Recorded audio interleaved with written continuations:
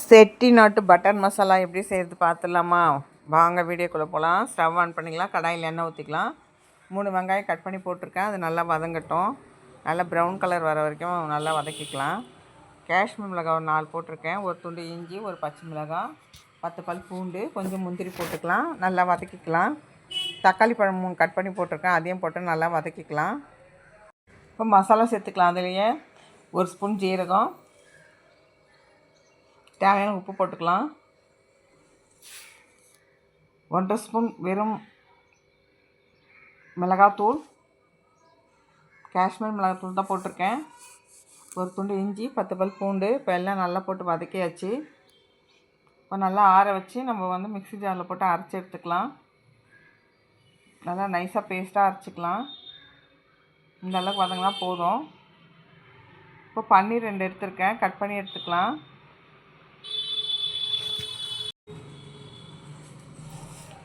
Stove on பண்ணி கடாயில் எண்ணெய் ஊற்றிக்கலாம். 1 ஸ்பூன் மிளகாத்தூள் போட்டிருக்கேன். 1 ஸ்பூன் மஞ்சள் பொடி, தேவையான கொஞ்சமாக சால்ட்டு போட்டிருக்கேன்.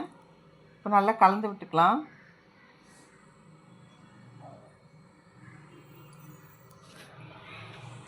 நல்லா கலந்து விட்டுட்டு நம்ம கட் பண்ண பன்னீர் எடுத்து இல்லை பரட்டி எடுத்துக்கலாம்.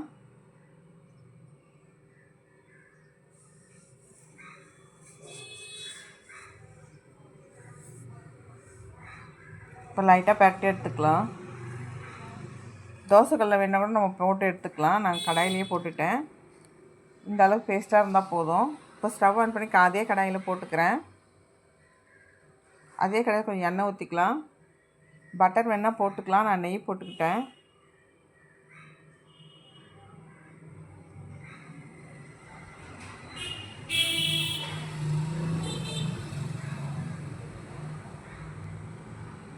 இப்போ நல்லா கொதிக்கட்டும். அரைச்சதை எடுத்து ஊற்றியாச்சு.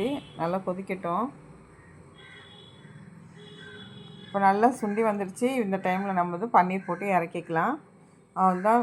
கொத்தமல்லி நல்லா தூவி எடுத்துட்டோம்னா பன்னீர் பட்டர் மசாலா ரெடி ஆகிடுச்சு. இந்த வீடியோ உங்களுக்கு பிடிச்சிருந்தா லைக் பண்ணுங்கள், ஷேர் பண்ணுங்கள். Thank you friends.